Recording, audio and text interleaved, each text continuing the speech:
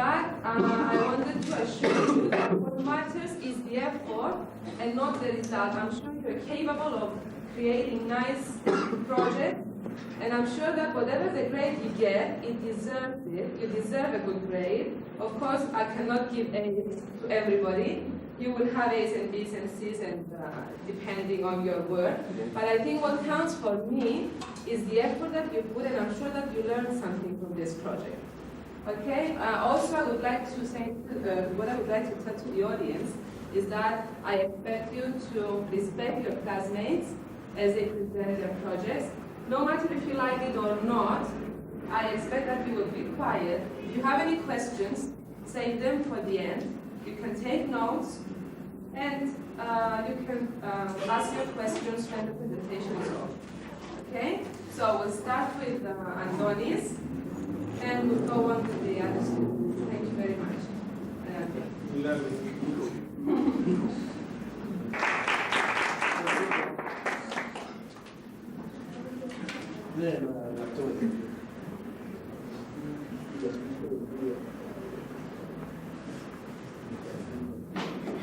Hello class, I am Adonis.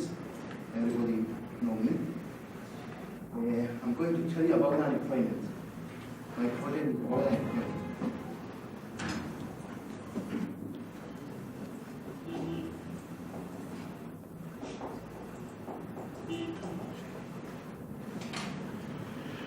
The purpose of the project to give to you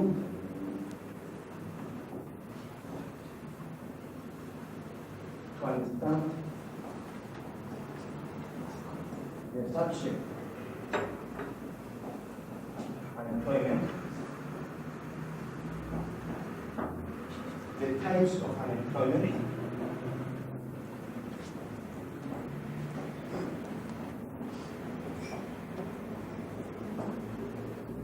and to explain the effect of unemployment on the private sector of life and on the social sector of life.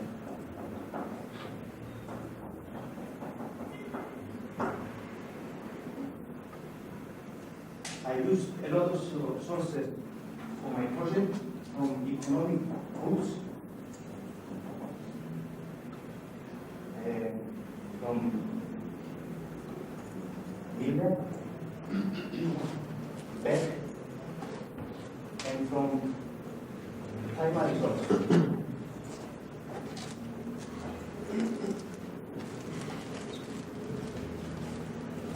My introduction comes with that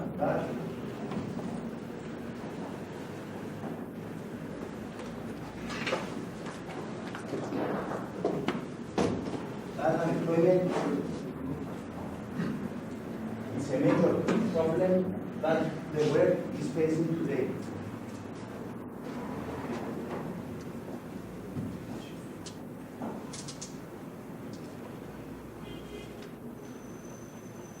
In the start, I said a few words about unemployment for a general view of the subject.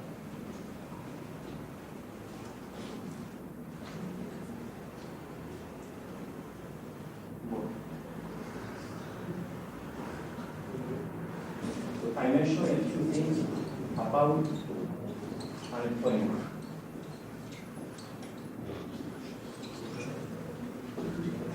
Next, I mentioned the 6 types of unemployment, which are the structural, the technological, the typical, the fictional, the classical, and the seasonal unemployment. I will write these types of unemployment.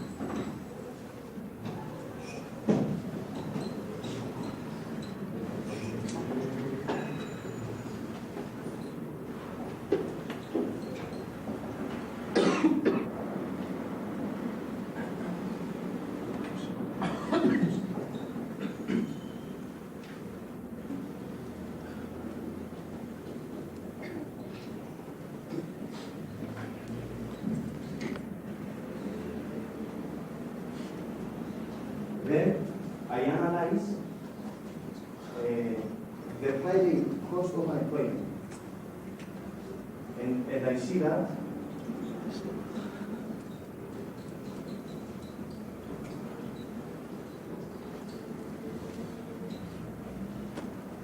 And I see that it is said that it is a symbol of person with the involuntary and voluntary employment. And check the employment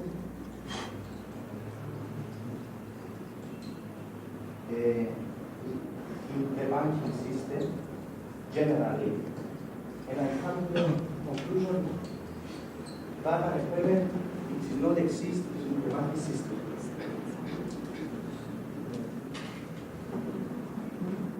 Then I analyze the social cost of unemployment.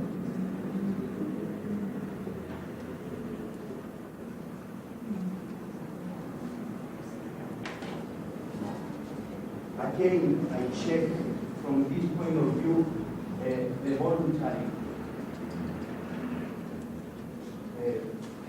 method, involuntary unemployment, and I come to the end that society is suffering from unemployment.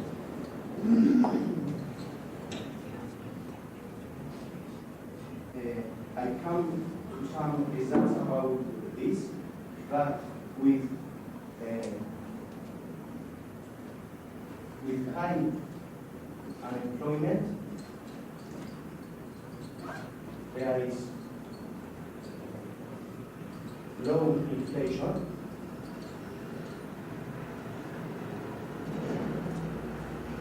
or less unemployment, there is high inflation.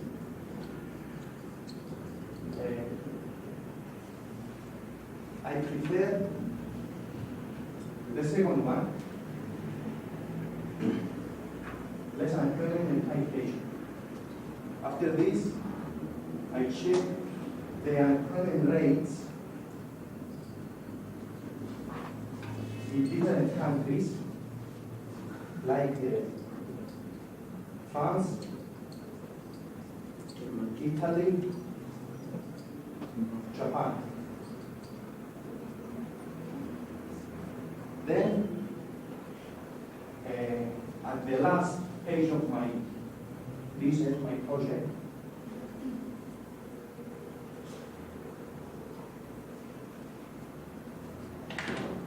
I check the unemployment here in my country, Cyprus.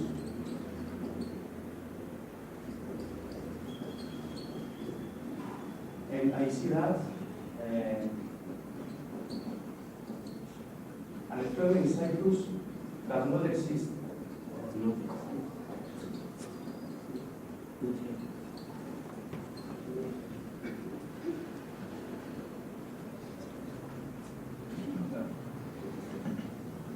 Then I end my project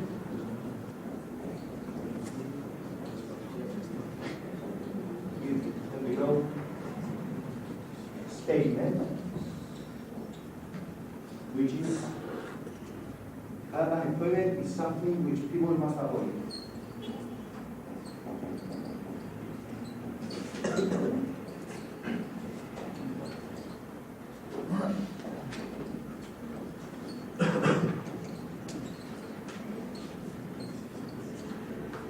That's it. Maybe a strict question.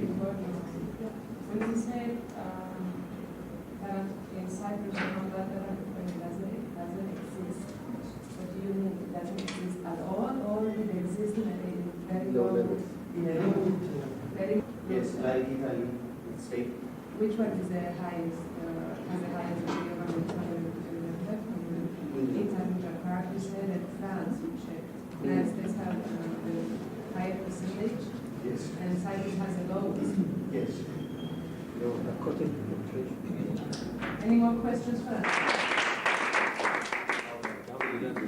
Would you like to make some comments before?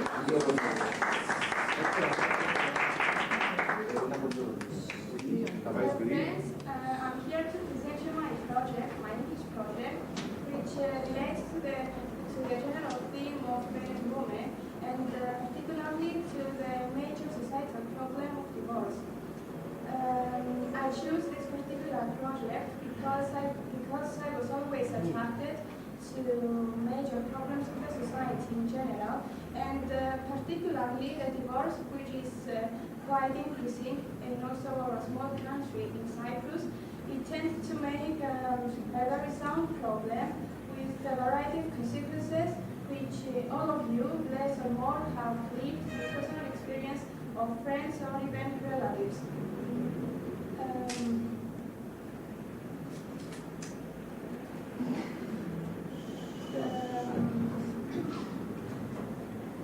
Of course, to be quite honest, I did face some difficulties concerning the particular project of divorce, because due to the inability of the Limassol campus of Frederick to have a proper library, but despite this, I believe that I eventually managed to bring it to an end. After searching for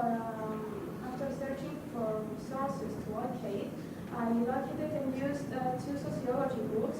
The first was Marriage and Family, the other was Separation and Divorce, and of course the English magazines, Reader's Digest, as well as the Family Circle, and the Cypriot magazine Endoscopy had also been a great assistance to my research. I would like to have your attention for the few minutes of my presentation, because I believe that divorce is a subject that most of you be interested with, and who knows, we may sometimes in the future experience the same problems, and you must know how to handle them. Let's hope that we will not face it. The research paper was broken down into 4 subtopics: major causes for a divorce, effects on ex-wives, effects on ex-husbands, and children of divorced parents. Now, concerning the major causes for a divorce, which makes the first subtopic of my research paper, the research showed lack of communication and commitment, inability to have children, some extramarital relationships, changes in social and moral beliefs, even the working wives was stated, financial problems, and some high expectations about the ideal marriage. The lack of communication was the first one of the causes stated.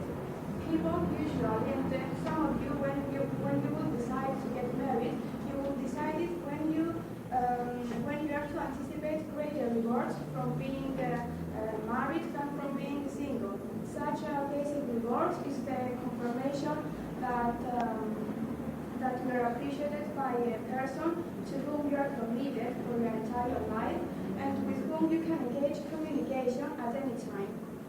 Communication, we all know about what communication can bring in our life, and moreover, it can be quite essential in also the family settings. What I mean is that communication can help to create a sense of belonging, to know that you belong to someone. It can ease minor frustrations, quarrels, whatever, and it can help to uncover important issues, feelings, and values that need to be aired. However, if a couple is involved into only casual conversations and no more than this, then there will always be some place for misunderstandings. It is essential to any family success an investment of time, energy, and love, because when nothing is done to promote each other's welfare and happiness, the family will be collapsed, and sooner or later, their divorce will be a practical life. The inability to have children will also make a strong cause. With a marriage, a couple expects that only their love will be lawfully secure, but with a the passing of time, they will realize that their love is not enough for their relationship. They will realize that they want some children in their life in order for their relationship to be further fulfilled. But what happens when a couple is completely unable for their children? Certainly, both ways, the couple will become distorted and psychologically affected to a great extent. They may even start to believe that their marriage has no scope in their marriage, in their lives, and that it is only a plain living together. And sometimes, however, the communication of the couple may become a real nightmare since accusations might be explored to one another. Even if we learn and even if we are taught that love in a relationship is almost everything, it is not. Parenthood is something more. It is a specialized form of fellowship with a unique combination of privilege and responsibility. All of this about parenthood becomes utopia, and the couple is led to its separation. A usual cause for a divorce is undoubtedly some extramarital relationships. Spouses who feel mistreated by their partners and even more, they tend to consider the alternative of being in a relationship with someone who is good to them, is new, is exciting, and can offer them an escape from the role of the spouse to the role of the lover. Such relationships may lead a marriage to the divorce if the partner starts to make comparisons between lover and spouse, and since the spouse is more usually associated with negative feelings and the lover is almost positive, the choice is therefore in favor of the lover. Even the employment of women can directly affect divorce. Even though it is true that employment makes women less economically dependent, divorce rates have increased as women employment opportunities have risen. In the past, women were completely economically dependent upon their husbands. They were economically dependent for clothes, for shelter, for food. Even if they were miserable and unhappy about their marriage, there was nothing they can do. There was nothing they can do to change it. But as soon as women find some gainful employment outside their houses, it was made possible for them to afford to withdraw from an unhappy situation more easily and less painful. In other words, the employment of the woman did take her the economic power, the self-confidence, and the increased independence to decide on divorce. But let's see what the divorce is for an ex-wife, how she confronts the divorce. Undoubtedly, for an ex-wife, it is more difficult to overcome the shock of a divorce because women are by nature more sensitive than men, and given this sensitiveness of them, they can perceive, they can feel, and they can understand the society's reactions more intensively and perhaps more directly than men. Ex-wives who were traditionally oriented to roles with primary interests, their home and children, tend to feel helpless, tend to feel like nobody's, having lost their status which is associated with their husbands. They may even face difficulties when they try to get back on their feet and make efforts to start an entire new life. The divorced mothers who retain the sole custody of their children may also face difficulties in trying to manage their financial self-support and the day-to-day care of their children. They usually face discrimination in hiring, in promotion, in salaries, and they may even be experiencing problems by the high cost of the child care. They may even become psychologically hurt as they will realize the loss of the man they love and who at least at one time they did care about them. And these negative feelings are very important in a world of secondary relationships where people usually are joined in order to experience feelings of intimacy. However, even if a divorce tends to make the most mature response to a failing marriage, marriage, the society still does not accept the divorced woman. The divorced woman becomes a stigma for the society, and the label grass widow remains with her for her entire life. What about the ex-husband? Where does he usually stand after a divorce? Is he having the same experiences as with his ex-wife? The answer is yes. He may also experience certain post-divorce problems, some men more and some other less. For a long time, he will become totally devastated as he will realize how much he was dependent on his children and on his wife, and how much he was dependent on them, which is more than he ever thought. Some of them, they will become disappointed with a new sort of freedom. At the beginning, undoubtedly, they will be pleased with the sexual freedom of being single, but soon they will realize how empty and how superficial such overnight relationships may seem. And therefore, they will try little by little to become more socially active in order to compensate for their loss and loneliness. The label divorced man will follow him, but it won't be forever. Most probably, it will follow him for the first 2 or 3 years after the divorce. But as he will then reach a period which, as soon as he will make the first step to create an entire new life, the society will forget about his previous status, that of the divorce, and he will be treated as a completely new social unit. Children may also experience directly the effects of their parents' separation and divorce. They, of course, will be seriously affected, and either short-term or long-term. The duration of their trauma depends on the age of their child, That is, they depend when the children are in an age where they can easily understand what is going on in their surroundings, and when their surroundings are made worse by their parents' marital problems, it can be quite harmful. Psychological problems, complexity feelings, and even physical pain are the most usual.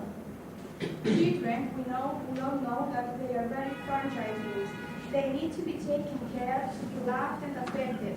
And when things such as love, affection, and care are removed from them, they will certainly react. And this reaction can be shown in many ways. It can be shown with drug abuse, with running away from home, indulging in promiscuous sex, over-dependence on others, and sometimes the development of poor self-concept. Nevertheless, there can be also cases where the divorce might become a necessity for the children as well. Cases where their parents compromise precipitation involves a character disorder with quarrels and violent scenes, shouting and screaming. In such extreme cases, the child will prefer to live with only one of his parents, with either his mother or his father, if he knows that this solution would be the only one to restore his love very substantially. The research I made about the major social problem of divorce, it successfully gave rise to a great extent to answer most of the problems that had place. It revealed several causes.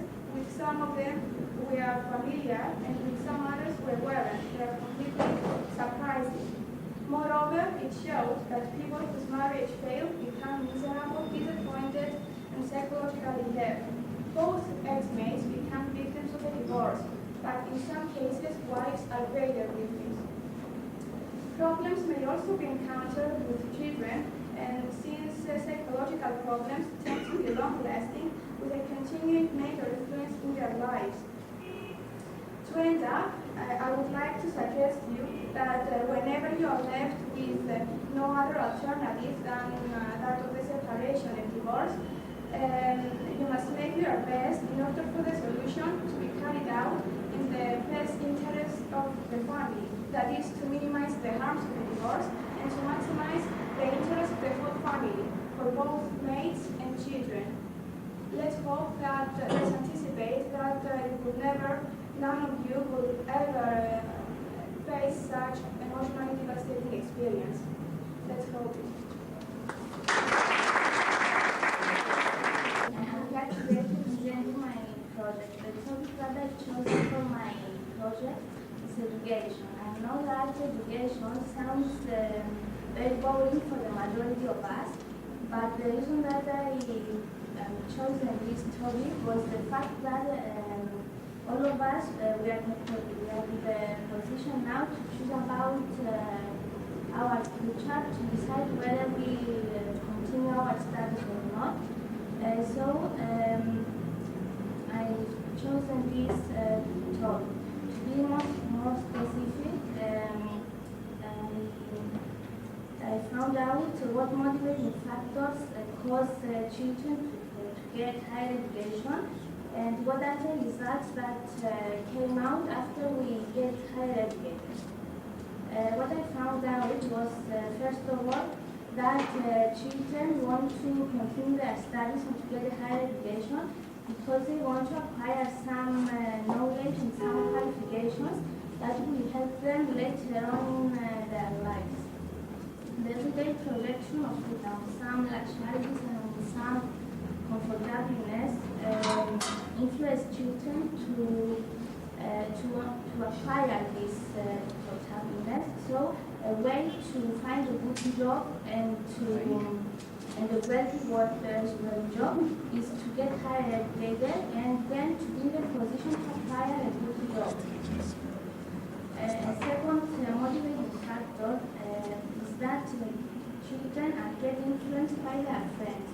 According to their way of thinking, why my friend to get higher education and me not?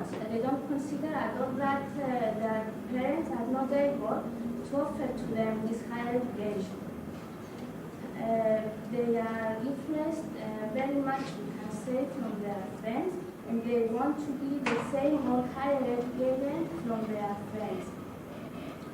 A third factor that I found out as a motivating one for higher education is that children are forced, we can say, from their parents to get a higher education. Parents used to want to educate their child, and they also used to achieve their dreams and expectations throughout their child. What I mean by this is that parents, for various reasons, were not able to achieve some of their dreams. So they try throughout their child to make these dreams and expectations true. A last motivating factor that came out from my study, and this factor sounds strange a little bit, but is that children want to get a higher education just in order to have an enjoyable time. This sounds strange, as I also said, but nowadays it's very friendly. Children want to get higher educated because they will have a chance to move to another country to learn about new things. So it's a chance for them to have new experiences. Let's see now what are the economical and psychological results that higher education brings. I divided the results into positive and negative. The negative results is first of all the unemployment. Educated people are so many, and the positions that for these educated people are so few. So there is rate of unemployment.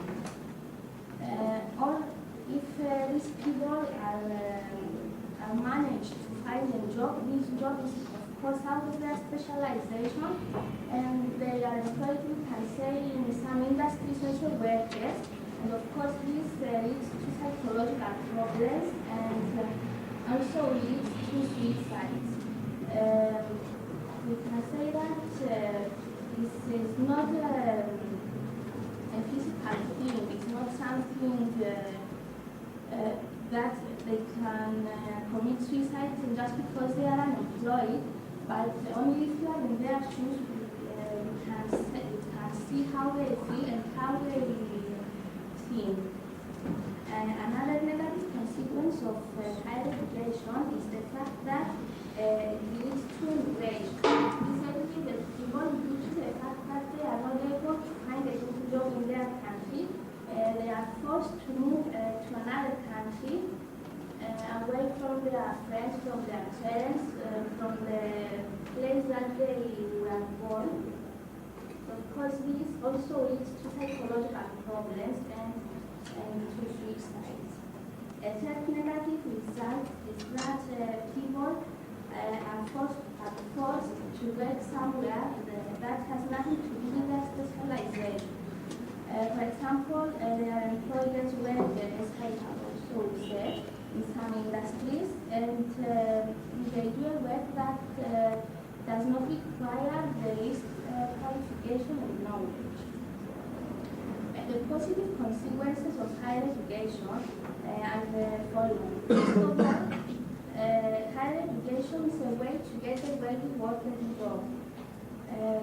The more educated you are, the higher the chance you have to get a well-working job and a good job. And as a result of this job, of course, you will be able to have a comfortable life and to enjoy some luxuries. Secondly, higher education facilitates efficiency within the organization and furthermore in the whole economy. When educated people put into practice their knowledge and their qualifications, the organization is able to reduce its cost and it also facilitates the effectiveness of the organization. A last positive consequence is that it leads to satisfaction. When educated people find out a well job, they feel very nice because they can see their dreams come true. They see that all their sacrifices and all their hard work is worthwhile. So it's a way to feel that you are something in your society.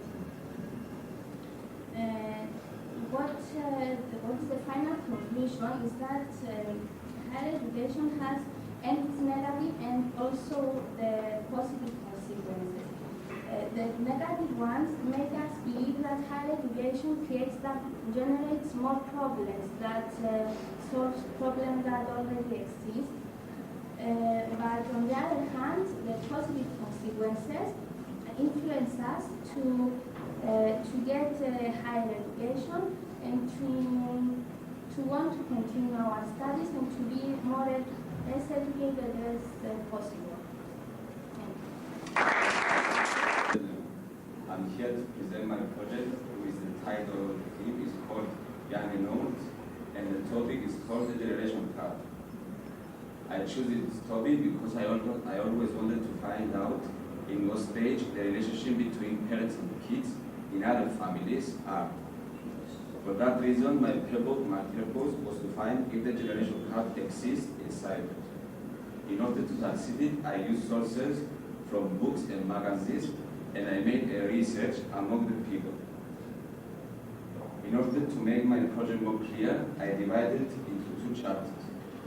In the chapter 1, I present 1 article from the book and 3 letters from magazines written by people who are saying that the generation gap exists, and they are describing the situation that it is now. In the chapter 2, I tried to examine in what stage and degree the generation gap is inside. In order to examine this, I made a research among the CPUs with a questionnaire and with a sample of 100 people. Also, in this chapter, I'm presenting the results from this research, and in order to find out the point of views of all people, I divided the sample into smaller parts based on their age. The parts are 4. First, children with age from 8 to 14. Second, teenagers with age from 15 to 24, adults with age from 25 to 60, and elders with age from 61 and above. In the questionnaire, I put 8 questions related with the questionnaire, with the generation curve, and each answer had 2 or 3 options in order to avoid from the respondent too much thinking and confusion. Now, in general, the research results are the following. The first question was, do you think that a generation curve exists? The respondent answers, all of them answered yes. In the second question, I asked them what is the generation curve, and they said that, and the 40% they said incomplete communication, and the 60% different values and beliefs. The third question was, how can you describe your relationship with your children? This was addressed for parents, this question, and they said 60% very good, 35% good, and 5% bad. In the fourth question, I asked the children now, how can they describe their relationship with their parents? And they said, very good 40%, good 53%, and bad 7%. And we can see how different are the results. The good, the good.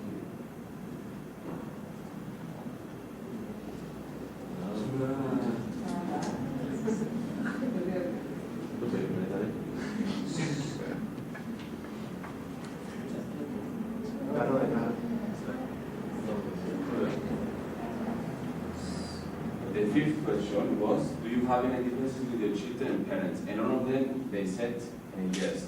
When I asked them this question, I asked them to explain what they mean differences. And they said that their differences are not a lot of differences, but they have some differences. And the subjects that they have, I gave them 3 options: political, sociological, and psychological. Political, you know it. Political, sociological, I explained them that it's included such about sex, drugs, work, friendship, family, and psychological subjects. I explained them if their parents are using force to put their ideas to their children. For example, in one lecture that I have in my project, one kid is saying that his father is always saying that he used to say that he was his master and he must obey his orders. And the result from this question are political 10%, psychological 85%, and psychological 5%. The seventh question was, who do you think is responsible for the existence of the generation gap? Again, I gave them 3 options: the society, the family environment, and the country.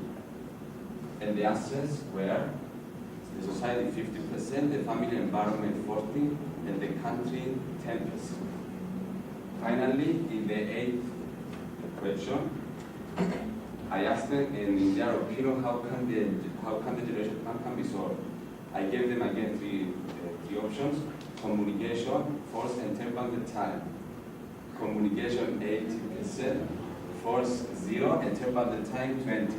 The 20% from turn time was answered by the Earth usually. Of course. These are the results from my research, and after this research, my general conclusion is that the generational gap exists in Cyprus, but not the degree that exists in other countries like the United States and Europe. Also, here in Cyprus, the majority of the families have very strong feelings with each other, and each member can count on the other. Also, they have a very good relationship and a very good communication. Before I close my presentation, I would like to say that this project was a very good experience for me, and it will definitely help me in my future life, especially in my family.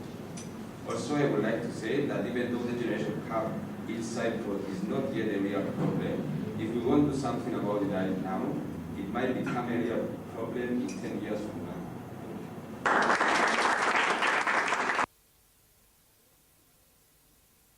have a slight idea about the existence of drugs. I also know that some of you may know many things related to drugs and others less. Some of you, though, may wonder why I have chosen this particular theme for my project. The answer is this. By the time teenagers are addicted to drugs, their future is destroyed, and also our country's future is destroyed too. So, as I am an active person and I care about the common problems of my society, I've chosen this particular theme because I believe it's of great interest for all of us. In addition, through the research I have done, I have observed that the number of teenagers addicted to drugs is increasing rapidly in the recent years. In a recent survey that was made, it was found that 1 million teenagers all over the world smoked cannabis by the time they were 14. In addition, in another survey that was made by a London newspaper, it was found that 6 out of 7 reports on drugs involved youngsters.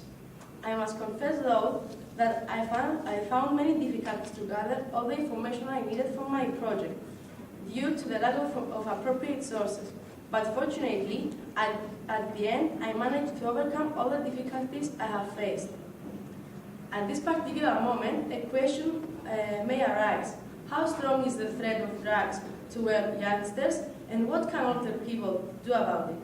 Of course, in answering this particular question, we have to answer other 3 questions that I consider of great importance. The first one is why young people take drugs.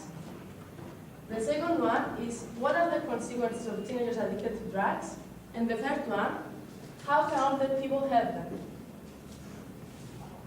In answering these 3 questions that I consider very important, I subdivided them into 4 or 3 subtopics.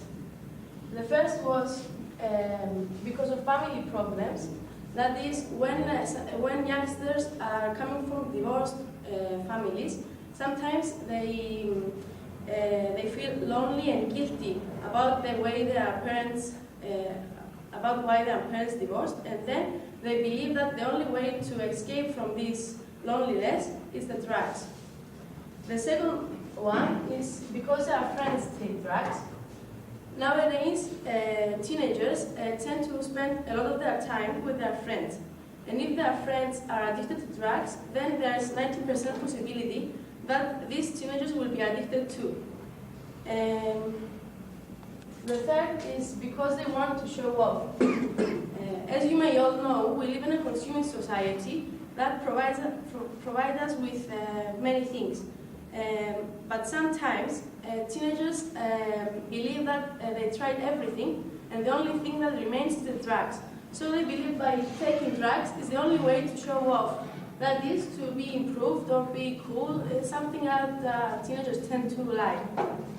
The fourth is lack of information, and this mainly happens for teenagers that come from the province because they didn't have the appropriate information about what kind of drugs really do, and they believe that the only way to reach to be together with the teenagers from the city is by taking drugs. Then we must say that what are the consequences of teenagers addicted to drugs? The first consequences I strongly believe is a disaster for a teenager is that they lose their identity. What I mean by this, they feel that they live in a wonderful world when they take drugs, and they believe that all their problems are solved. But the question is this world real? No, it is not. These youngsters are plants that they need water to stay alive, but the water in this case is not welcome. This water can only destroy the character of a person and never restore it again. The next one is that they lose their friends. Drugs come in between teenagers and destroy friendships. Addicted teenagers end up slowly to closing themselves. They become bad-tempered, and their friends are unwilling to stand them anymore. The third and last consequence of addicted teenagers to drugs is that they end up dying slowly, and this is very obvious. And day by day, we see that many teenagers are dying from an excessive dose. We have many examples of such teenagers, but the most recent one is the example of the 20-year-old Cypriot Nikos Nikolaou, that from an excessive dose, he stayed in a coma, and after a few days, he died. Now I think it's vital to say a few words about how can older people help them. The first thing that they can do is to create special services that will consult them and help them to stop taking drugs. These special services, though, must be consisted of people that are specialized in matters of drugs, that is, doctors, sociologists, etc. And in addition, the people that will be enforced under these special services must show to these teenagers as much love as they can, because only with love can overcome their problems. The first step that was made in my native country, Cyprus, it was establishment of the committee of the General Committee of Youth, which is under the authorization of the Cyprus government. Then, the following step that older people can do is to establish certain hospitals, especially for intoxication of teenagers addicted to drugs. If a teenager decides to stop taking drugs, we must have proper hospitals available. All over the world, we have only 5,000 hospitals for intoxication that can serve only 1/3 of the addicted teenagers. If we establish many hospitals, then we might have a chance to save our country's future, because young people are our future. The last one is that parents must communicate with them and understand the way they feel. If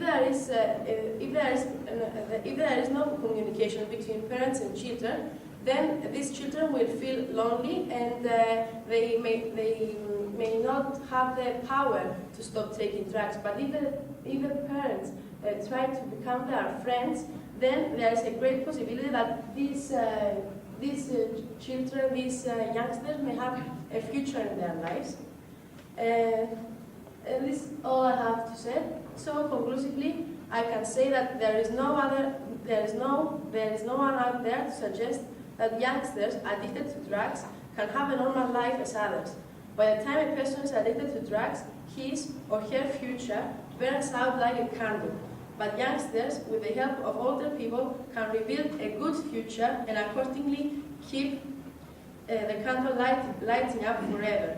And my final word to you is, say no to drugs and instead say yes in life. Thank you.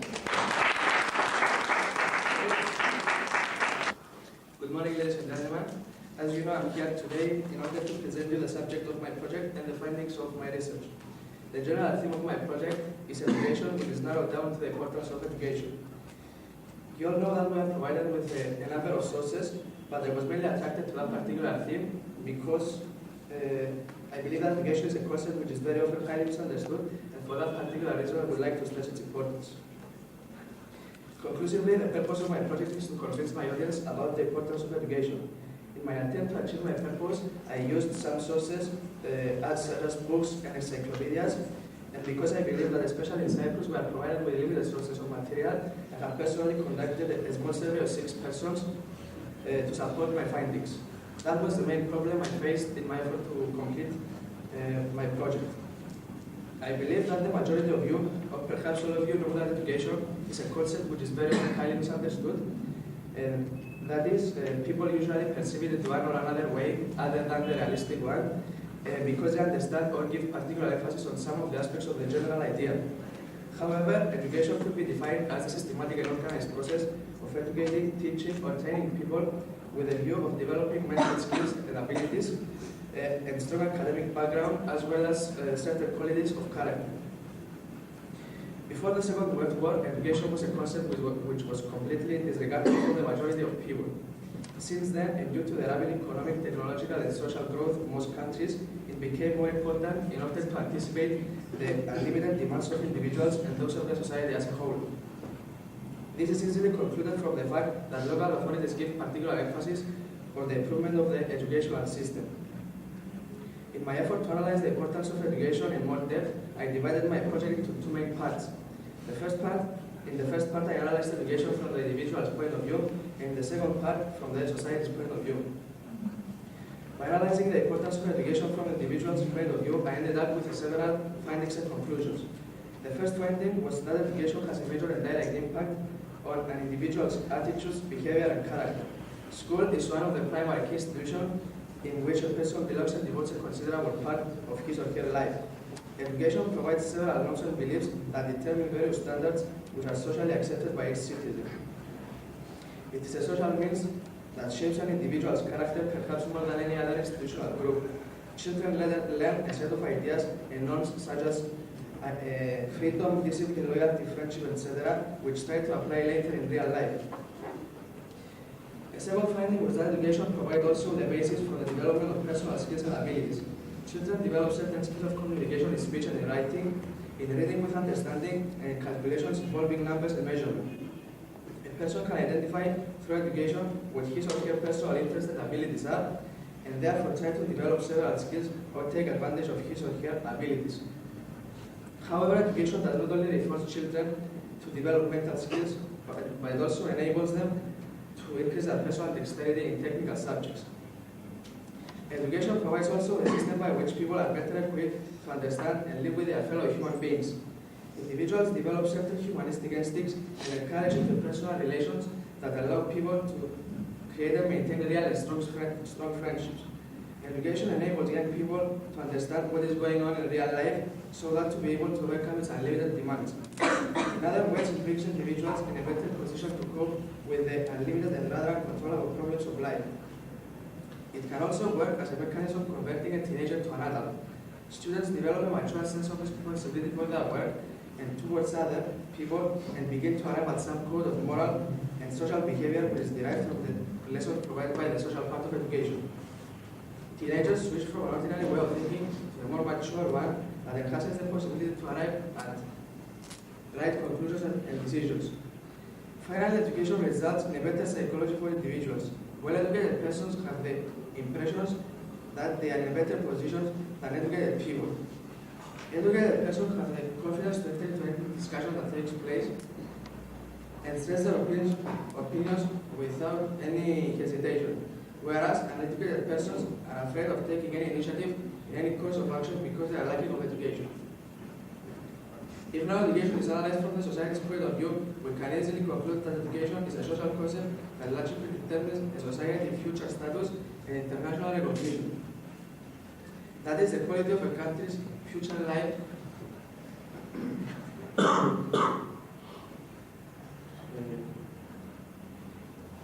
Commercially and industrially.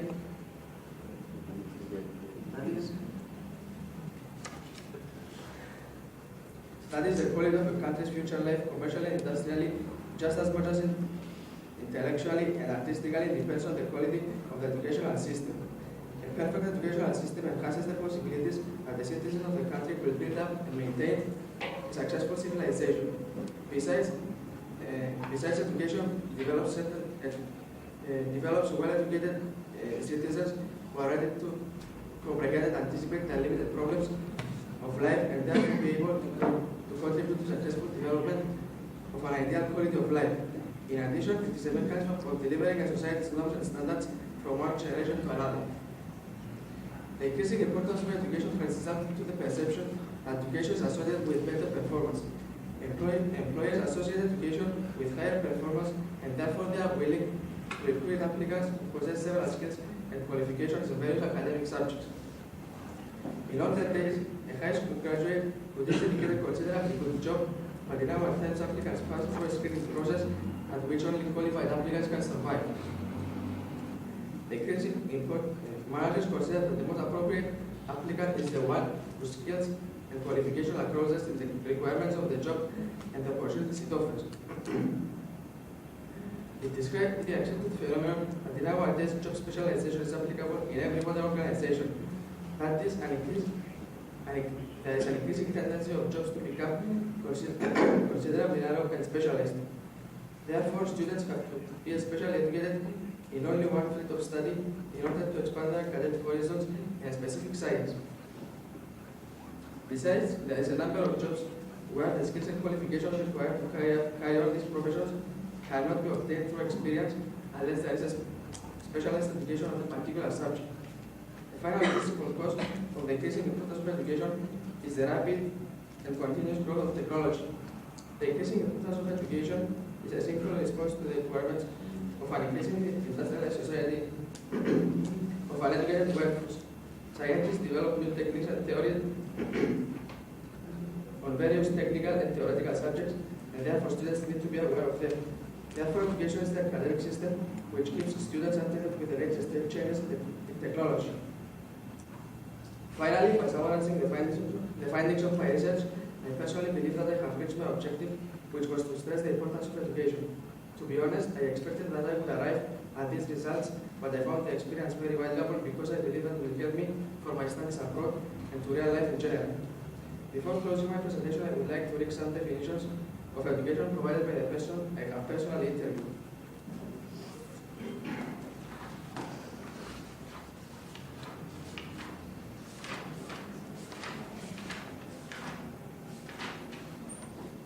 The first person was Mr. George Sangaras, your business law lecturer, who said that education is the 33% of complete human fulfillment.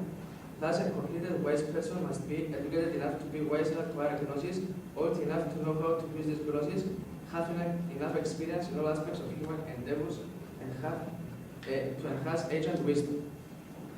The second person, Juan Santoyalis, a teacher in a public technical school, said that education is not only the simple acquirement of certain level of knowledge, but it is also the development of perfect qualities of character. Third person, Stolos Nicolaides, an insurance manager, said that education is a means to develop one's mind and way of thinking. Adonis Haidu, a branch manager of Hellenic Bank, said that education is a social concept which is highly associated with a large portion of our life. It is the academic mechanism which extends an individual's academic horizons and enables him or her to understand the limited problems of real life. Maria Magrido, a private employee, said that education is a social system in which individuals are mentally equipped to develop several skills in various fields of interest. Finally, Antonis Tsolakis, your classmate, said that education is a social means of developing certain levels of knowledge which enable people to compete effectively in the complex environment we live in. That's what I have to say. Thank you for your attention.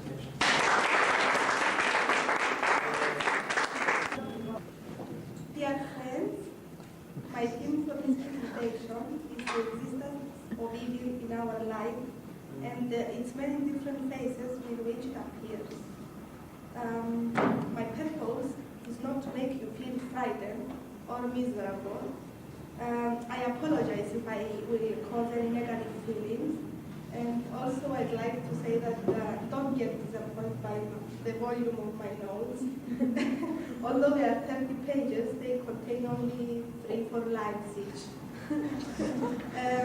I know that I am out of the themes which were given by our lecturer, but I regard my theme as related with the existence of humanity in general. In order to finish this assignment, I would like to name it essay.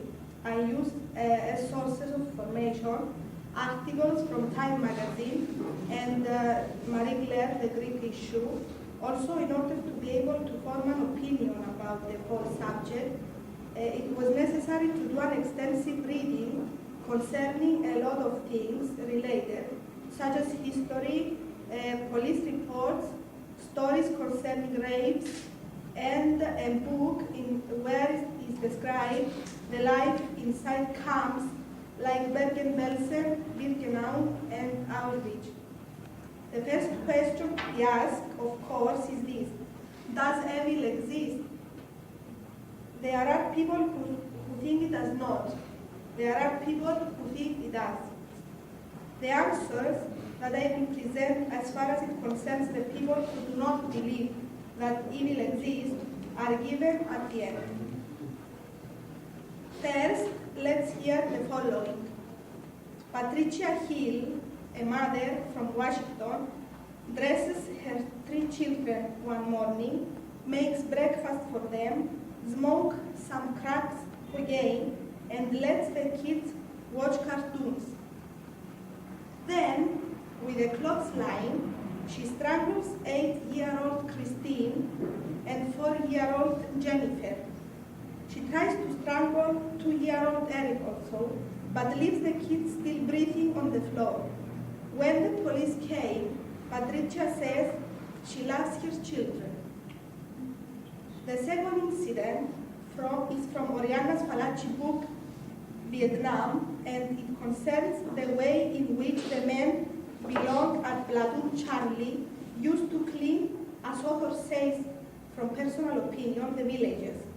They killed every single life, including chicken, birds, pigs, not mention the people. They gone first. After, they set fire in all over the place.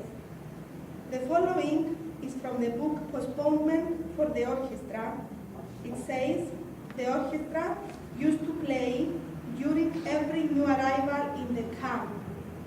They continued to play also during SS were picking out those who were for the gas chambers.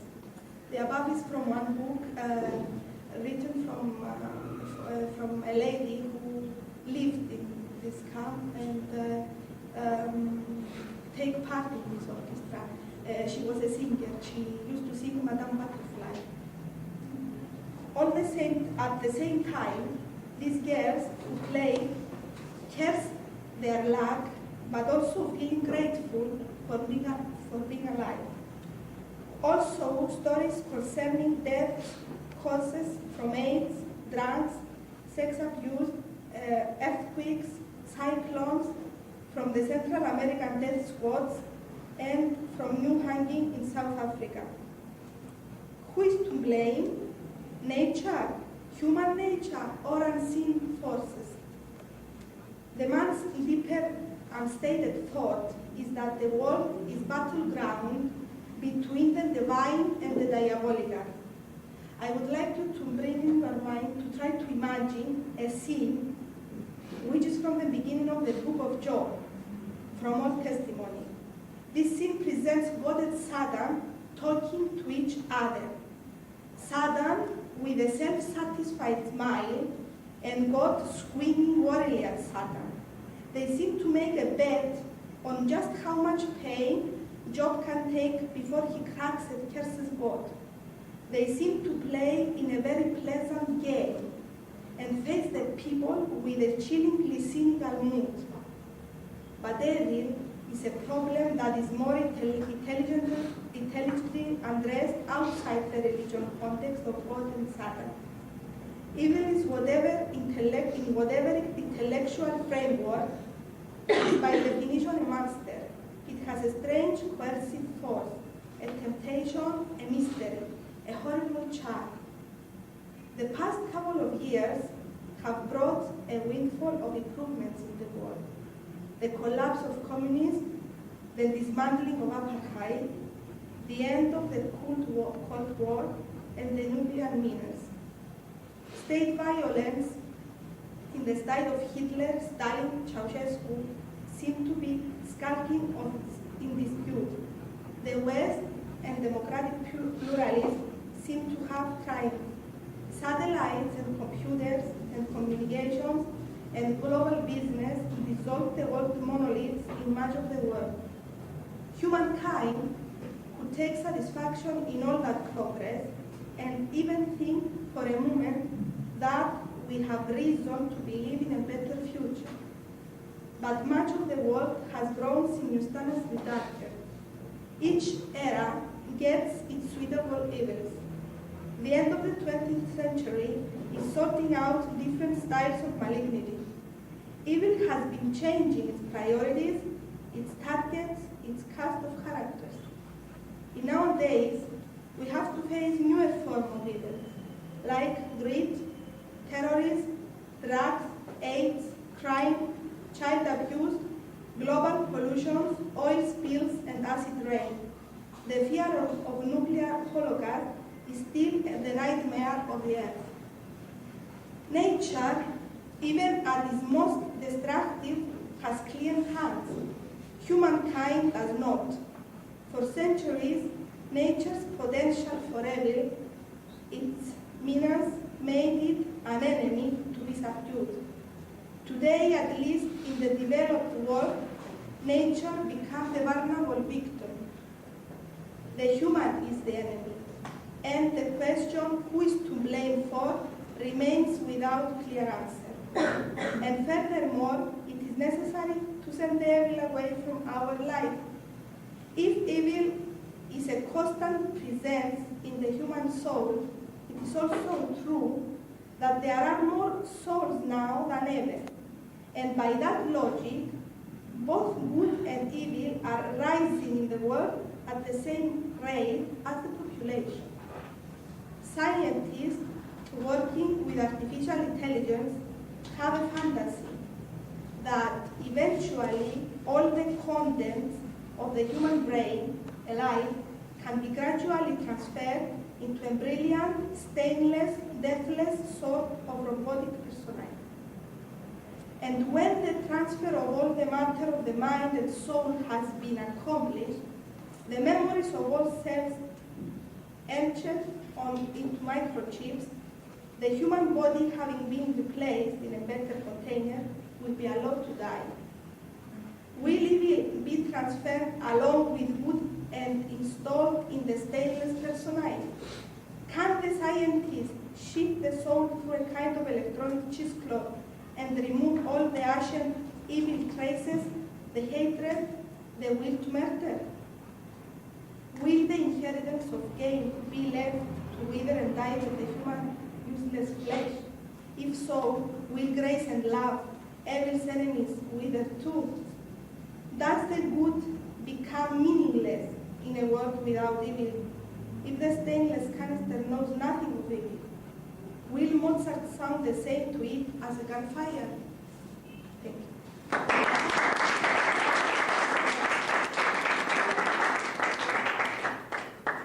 Good morning, ladies and gentlemen. I'm here today to present you my project, which is referred to unemployment, and particularly to unemployment in Cyprus, with an overview of the problem in the last decades. My purpose is to present you with the issue of unemployment in Cyprus since 1960. Looking through a short line, you will see the problem as it has been appeared through the last 3 decades, and we shall try to see whether there is still a problem or not today. In order to find the right sources for my project, I have to visit the Department of Statistics, a research ministry, and also the Ministry of Labour and Social Insurance. But unfortunately, the information was very little and insufficient. This emphasized the fact that in Cyprus there was no available sources, and if there were some, they are not found properly in any one specific place. Well, I start my project with a brief report about Cyprus in general, as I refer to it, and historical event that caused the problem of unemployment in Cyprus. As you know, Cyprus is a small country located in the Mediterranean with a population of 700,000 approximately. Many countries have passed through Cyprus, but in 1960, Cyprus became an independent republic. Then I continue with a theoretical approach about unemployment in general. According to the undertone, unemployment is defined as a number of persons registered as unemployed and looking for a work. Unemployment does not cause only economic problems, but also a psychological for people. Therefore, the government has to adopt some policies in order to handle this problem. Then, I refer to unemployment during independence. After Cyprus became independent, it seemed to have all symptoms of backwardness and underdevelopment. All factors create a high rate of unemployment and underemployment. According to the Department of Statistics, the rate of unemployment was 5.4 of the active population. So the government implemented 5-year plan in order to decrease the rate of unemployment and to achieve high economic and social goals. After the implementation of this plan, there was a steady decrease of unemployment and continued until 1964. In 1964, we have a small increase in the rate of unemployment because of the abnormal political situation. From 1964 until 1974, we have a decrease in unemployment, but in 1974, because of the Turkish invasion, we have a rapid increase. Immediately after the invasion, the government introduced some policies in order to react to the economy and to decrease the rate of unemployment. Then I refer to the problem during 1980. There was a reduction of unemployment by 1.8, and also in this period we have a labor shortage in tourism, construction, and some manufacturing industry. Finally, I conclude my project with the observation that the economy is expected to continue its upward path, creating additional employment opportunities and attaining conditions of full employment. However, this development entails to a danger of continuing a labor shortage. And also, I want to say that, to be honest, I want to say that even my first time in doing the research, I found a lot of difficulties, but I think so that it will help me very much. Thank you. Daxi. Very much. Okay. Dear classmates, I am here today to talk to you about different reactions of men and women when they are in love. I believe that this subject is very interesting since we are women or men, and I think that love is a matter that interests us all because all of us experience love. So, I would like to say that men and women have an exclusive relationship between them. A lot of people say that each sex is made in order to complete the other sex and to integrate the human race. Men and women have an equal membership in the society. Some people may take this wrong. They might say that women are equal to men, so women can do whatever a man can do. This is not absolutely correct though, because a woman has different things to offer to a man. The man has different things to offer to a woman. For example, a woman can offer motherhood to a man, and a man can offer security to a woman.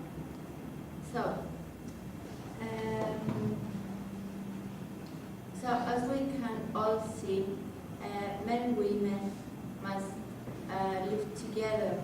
They have love to bring them together. By falling in love, we can satisfy our intellectual and sexual needs as human beings. Because love is the stronger emotional bond that will combine us into whole. Therefore, one thing is for sure, that men and women have different reactions when they are in love, because they have different psychology. First of all, I would like to present you how women react when they are in love. Usually a woman, when she's in love, she's carried out by her feelings, and she's not acting according to her logic. Usually women are very sentimental, so they prefer to act according to their feelings, not according to their logic. Some people say that usually women express their feelings more easily than men. This is true in a way, even though both sexes are removable to love expression, women usually express their feelings more easily than men because they feel more strong their emotions. Another thing that a lot of people say is that women are not romantic, are more romantic or more sensitive than men. This is not a fact because men and women are equally romantic and sensitive. Maybe men don't show that, but they actually feel that, and they are romantic. So it's very selfish from women to believe that they are more romantic or more sensitive. Another thing that we must say here is how women face their own feelings. First of all, women face love by showing jealousy and then by acting irrationally. Women feel that their feelings, their emotions are unique, so they're afraid that somebody can take advantage of them. So by jealousy, they try to protect their feelings from others and from their own selves also.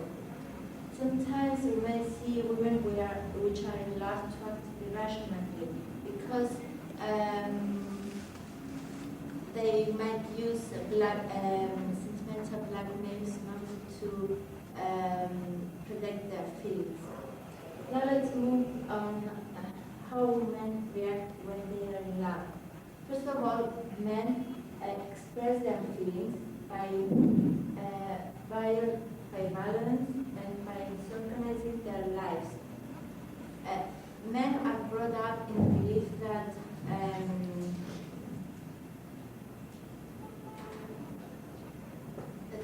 they are strong, and so they consider love as a weakness. How many of you have heard the phrase, men do not cry? This is a very strong belief, this is a very strong proof that men consider themselves and are brought up in the belief that they are strong, so they shouldn't cry. That's why we see men who are in love to act violently, because they believe that love is a weakness and they can't stand that. And also, another reaction to them is to disorganize their lives and their business. Because, as I said before, they consider love as a weakness. They don't really accept it. So they are confused and they disorganize their lives and careers. Another thing that you must know is that men do not generally show their feelings because they think that this is a female. Men usually try to avoid things that women do in order to avoid the possibility to be called a female. Some people believe that some men are very selfish when they are in love. We cannot say that this is absolutely true, because even though sometimes some men are very selfish when they are in love, we cannot generalize that. A very important point that we must mention is that men talk more about sex than love itself, because men usually, through sex, they can prove that they are men, but through love, they are only shown as weak, so they prefer to talk about love, about sex and love. Also, they face their feelings with an incredible hypocrisy. They try to hide their feelings in order to avoid consequences or something like that. They try to hide the fact that they are in love, not only to others, but to themselves also, because they believe that if they don't think that they are in love, they will just get over it like that.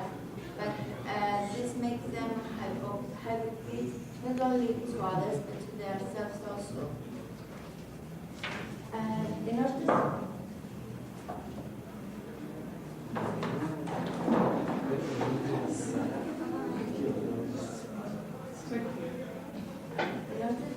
clear picture about men and women's different reactions when they love. Let's see how men and women react in a love disappointment. First of all, women are asking for their friend support, or they might have suicide tendencies. By asking for their friend support, women are proving that they know that they are not strong, and they know that they need help in order to get over a love disappointment. So they ask for their friend support. Or if they don't manage to get over it that easily, they might have suicide tendencies. They also face a disappointment by regaining the man they love, or by getting another man, or by committing suicide. They might find different ways to attract back the man they love, or they might see that if they don't achieve to regain the man they love, they can find another man. By that way, they prove to others and to themselves that they deserve to be loved. Also, love disappointment may make women aggressive towards the man they love and towards themselves. This is absolutely a natural reaction, because a disappointed woman is aggressive towards the man she loved, because she believed that he had hurt her and she didn't deserve this.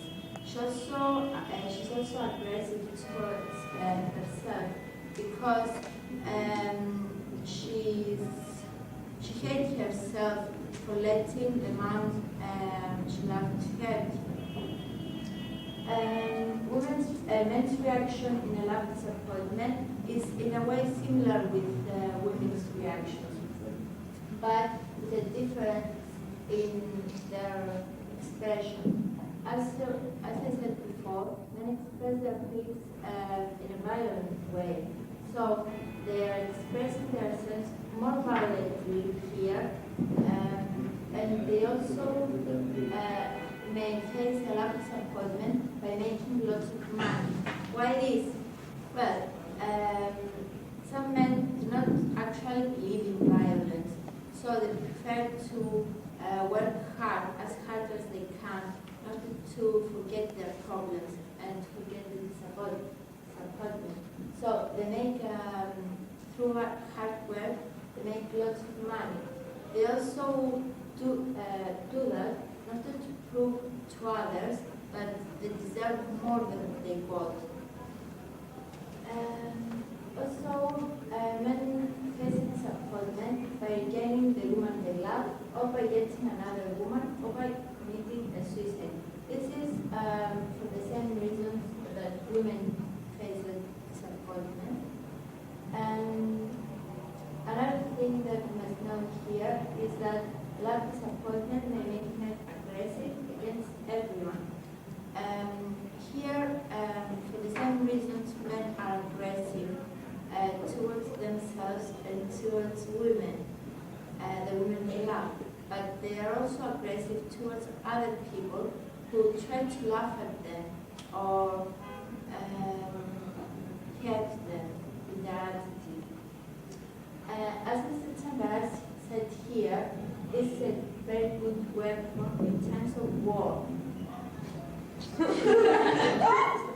believe. Yeah, I believe that here Mr. Tsangaras wants to stress the fact that men are very aggressive when they have a love disappointment. So it might be a good tool in times of war. So now that we have seen all men's and women's reaction, I believe that I came to a conclusion that love is a feeling that we must share that must be shared among men and women, despite the problems it might cause. That's why we are ready to fall in love again and again, even when love kills, because love is everything. Love combines the two sexes into a whole, integrates the human race. love is necessary for our existence. Even though before I started this project, I believe that love is not so necessary.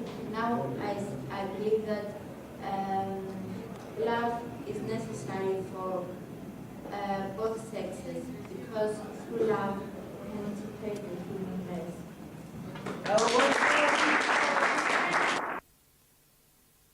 Ages achieved to become as equal as men, especially in Cyprus, or is their status in society still unsatisfactory?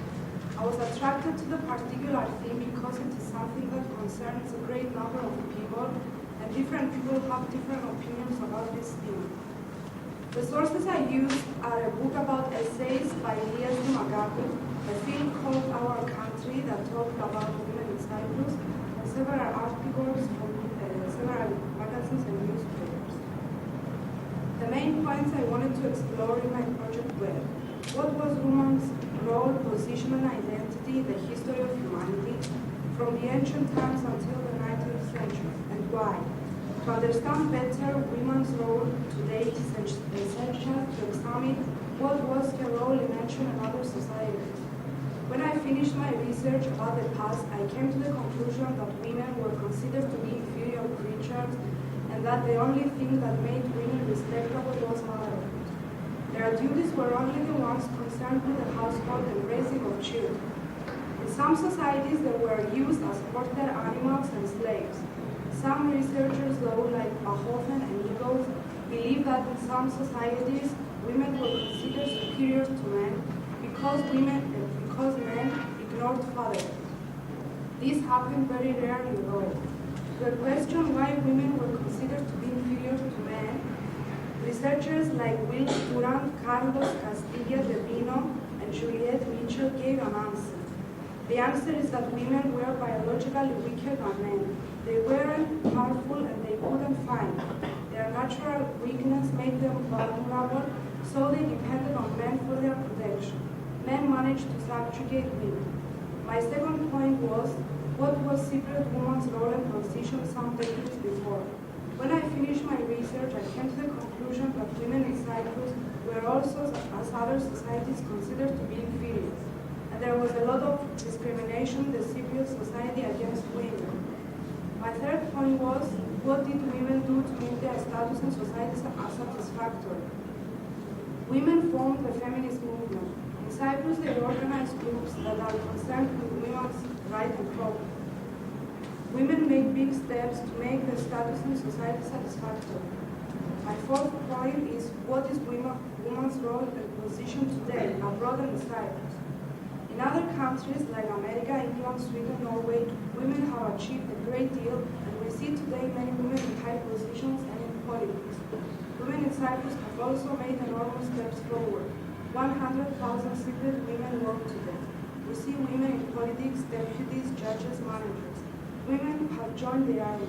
They have more opportunities to be educated than before. Women have done a great deal in all aspects of life. My fifth point was, what are the problems that still exist? Even though women achieved a great deal, there are still some problems that make their status in society unsatisfactory. Some of them are not equal salaries, discrimination against women, sexual abuse, not equal opportunities in some matters. Conclusion. When I finished this research, I came to the result, the answer to the question I posed myself in the beginning. No, women have not achieved to become as equal as men. Their status in society is still unsatisfactory. Although some changes have been made, women haven't arrived yet to the position they were supposed to be. In some countries, like in the Third World, women's position is worse today than it was in ancient times. Whose fault is it? Through my research, I came to the conclusion that responsible for this fact are both men and women, but mostly women. Women did great efforts to improve their position, but not enough. Most women in Cyprus go to parties and other social gatherings, but they rarely go to meetings that are concerned with their rights and problems. One woman deputy said once that to make a meeting concerning women's rights and problems, she had to drag them. In Cyprus, we grow believing that men have more rights, and this is our present parents' fault, but mostly our mothers, who although they are women, they don't treat their boys and girls equally. Women adjust to the thought that when they grow, they'll get married, have children, and stick to the household. But they have to change their views and do something more effective if they want to be considered as equal as men. It's us women who have to believe in ourselves first and then expect from men to do so. Most women feel inferior, that's why they are treated like this. I believe that we should be equal, but we are different. Each sex has its own characteristics and its own expression. There are, though, a lot of things to be done until we achieve the equality. Personally, I didn't expect to find this result. I believe that women were nearly as equal as men, but women are still halfway up the hill. My theme is men and women. My general statement is violence in the family. And my thesis statement is violence in the family can cause irretrievable damage. And this is the purpose I have, to prove that this is true.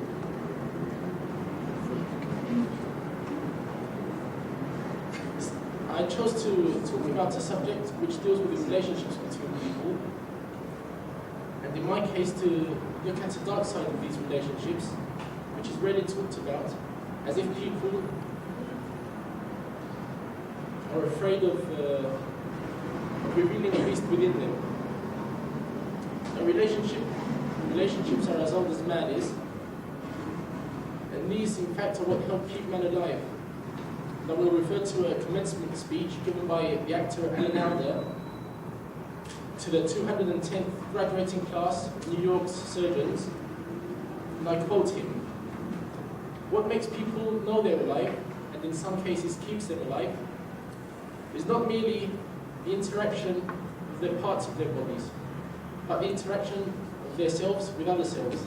Not just people, but what goes on between people.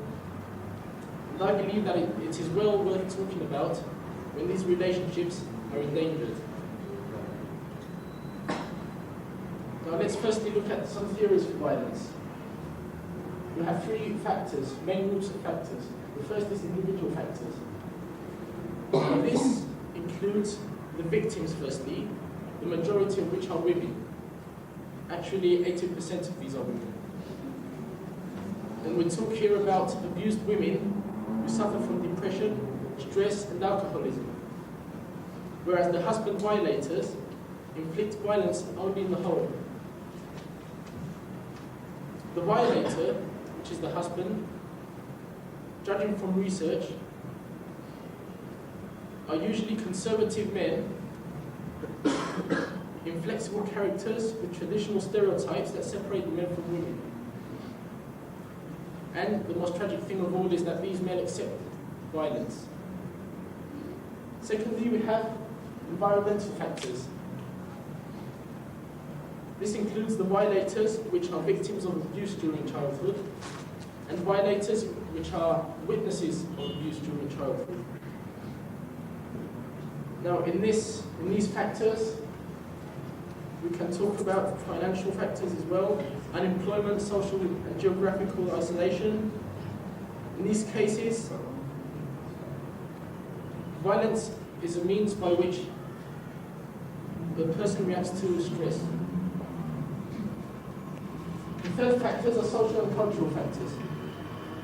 Here, we talk about the patriarchic social system which accepts violence, which was a social system, as archaeologists and sociologists say, which was enforced with violence about 4,000 years ago, and accepts violence against the wife. And men are still subconsciously influenced by the system. And although the laws have changed, the system hesitates to intervene in family squabbles. Now let's look at the cycle of violence, which consists of three phases. The first phase is the creation of the tension. This consists of shouting, pushing and pulling, and minor incidents which the victim accepts passively, hoping that the situation will get better. But when the husband violator notices this passiveness of the victim, he gets even more irritated and things get worse. And then we come to the second phase, which is the outburst. This is the most serious phase which consists of the actual abuse of the victim. The third phase is the repentance phase, where the violator husband repents, tells his wife that he's sorry and that it will never happen again. And this helps to strengthen the relationship, but of course only until it is to happen again. Then we have the forms of violence. And basically we have physical violence and mental abuse.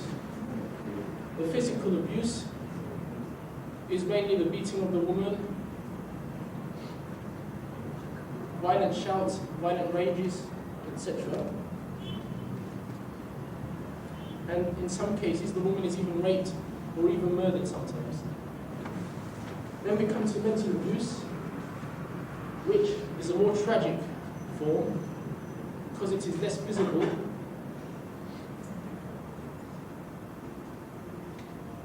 The violator directly undermines the self-confidence of the person, of the victim.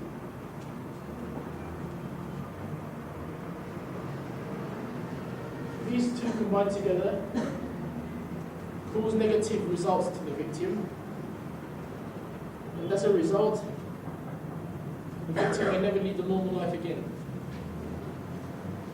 Now let us take a look at how women react to violence. Firstly, we have the case where women without children react to violence. Basically, in both cases, the women react the same, but for different reasons. Now in the first case, women accept the situation because they fear to talk about the situation to anyone. Mostly they fear the husband's rage, or if they talk to anyone and their husband finds out about it, they fear that they will be beaten and things will get worse. Secondly, they fear loneliness. Up to now in their lives they have depended on their husbands, and this makes it more difficult for them to break away. And the second factor, how women with children react to violence. This is a more tragic factor because sometimes the woman may have the courage to break away, to ask for help, but just for the sake of the children, she keeps the relationship together. And of course, this has a negative influence on both the woman and the children. Let's see now how children react to violence. We have two groups of children, the children victims and the children witnesses. Children victims are children who are actually abused during their childhood, and children witnesses are children who witnessed violence in their family during their childhood. They were not necessarily beaten or abused. The result from both cases is either for the child to become attached to the parents, become passive, shy and introvert, but on the other hand may become aggressive, hyperkinetic and problematic in terms of behavior and speech, and sometimes it requires learning difficulties as well. And as a result, in their adolescence, these children become vagabonds, they cannot adapt, they become drug addicts, and eventually they leave home very soon. And of course, as a result, this goes on, it becomes a vicious circle, and whole families are destroyed. Violence is not a phenomenon, according to sociologists and psychologists, that appears in only one social level. It appears in all social levels, according to Maria Xenophobos, the psychologist for the Union for Prevention and Confrontation of Violence. She says that violence appears in all social levels, regardless of financial or educational level, religion and age. Women in the less wealthy classes contact social services more often, and their problems become more obvious. On the contrary, women from middle and more wealthy classes do not publicize this abuse because they fear social isolation and that they may harm their husband's career. Now, how can any of these women lead normal lives? Now we can take a look at violence and law in Cyprus and the Emergency Help Centre. In Cyprus, if a victim is abused, she can report this to the police and go to court if she likes. She will make a statement and go to court. The police will send her to the hospital where she's to be checked by a doctor, and the doctor will note any injuries and make a statement. And doctor's report will play a very important role, and the whole outcome of the trial may be based on this. But according to research, only 2% of the victim of the violation cases go to court. The victim usually withdraws the case by her own free will, or in some cases by the intervention of others. And Maria Xenophondos says, our union is on its way to modifying this legislation, which is still very deficient. The Emergency Help Center offers immediate help to the victim in a crisis situation. It offers psychological support, advice, a place to spend the night if the victim is in trouble. And all this is free, with no obligation for the victim to reveal her name or her identity. And a specialized psychologist is placed in charge of her and the victim, and who is helped by a board of 9 members. Now let's look at some statistics based on research from abroad. In 1989, in California, USA, police received 188,581 phone calls concerning family violence. Out of these, 136,000 include various objects. In the same place in California, every 11 days, a woman is murdered by her husband. And in 1988, 1,429 women were murdered by their husbands. Also, judging to the same research, in every 50 million couples in the United States, every 7.4 seconds, a woman is abused by her companion. In Cyprus, although no scientific research was made, according to the Emergency Help Center, in the last year, phone calls have risen from approximately 5 to 18 per day.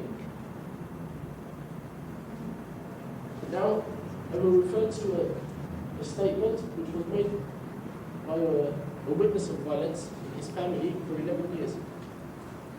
I will read the statement.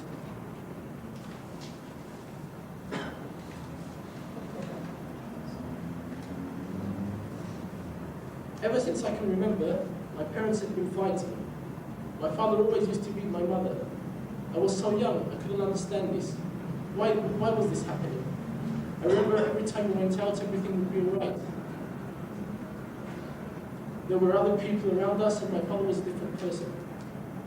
Deep down, though, I knew that something would go wrong when we would come back, and it always did. Sometimes I wish that the people we went out with would come home with us so that this wouldn't happen. For no obvious reason, though, it always did. The next morning, my mother would be full of bruises. I remember once my grandfather, my mother's father, came round and she was mopping the floor. And she discreetly tried to hide the bruises, but he noticed. And he asked her what was happening. And she said, oh, it's nothing. Yesterday I was mopping the floor and I tripped over. And that was it. She couldn't do anything. She couldn't turn to anyone because most of all she feared the rage of her husband, or my father.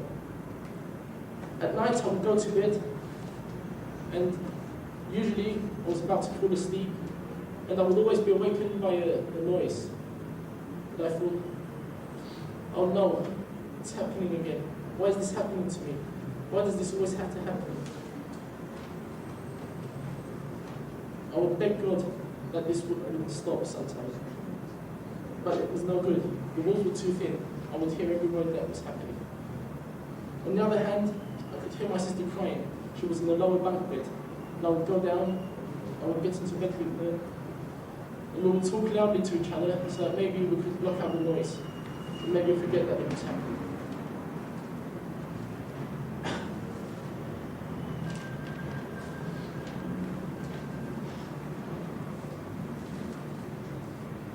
All this happened when all this began when I was about 5 years old. My sister was about 3. Sometimes it would go on for hours. None of the people who lived upstairs would come down and do anything about it, as my innocent soul expected. But how could I expect them to? When all night long I could hear my parents fighting, and all the day long I could hear the people upstairs fighting. I mean, is this what life is all about? How could this happen?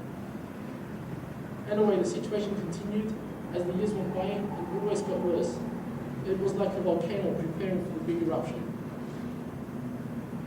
And the explosion happened when I became 17. After so many years, my mother actually plucked up the courage to put an end to it, and all of a sudden life became calm and pleasant.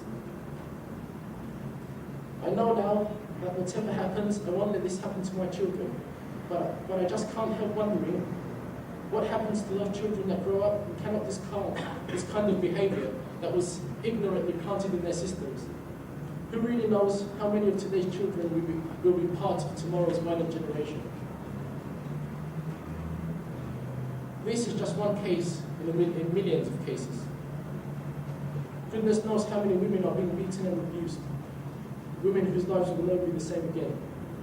And children who are either victims or witnesses of violence. Who knows what they will end up doing? If after my speech any of us have felt even the least for these women, could we imagine what it would be like to actually live through a situation like this? I hope that none of you have ever had to or ever will have to experience something like this.